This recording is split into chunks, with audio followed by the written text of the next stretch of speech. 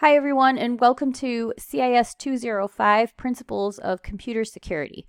My name is Laura Scarpelli. I'm the instructor for the course, and I just wanted to take a few minutes to welcome you to the course and to walk you through some information on Blackboard in order for you to get started.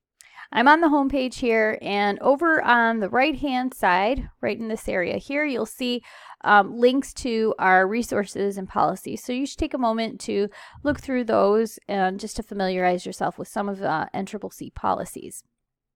Over on the left, I'm going to take you to Start Here next. So if you click on this link,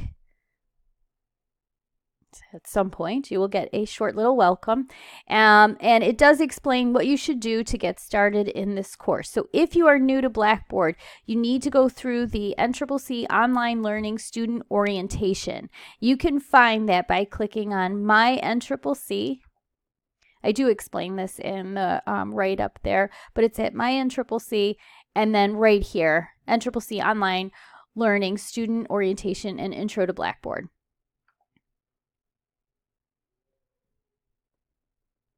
So you should take a minute to do that. In the second one here, I ask you to go into course information, this link right here, and get started on reading some of the documentation. So we'll do that in a second. And then the third thing I want to draw your attention to is the right here, academic integrity at NCCC.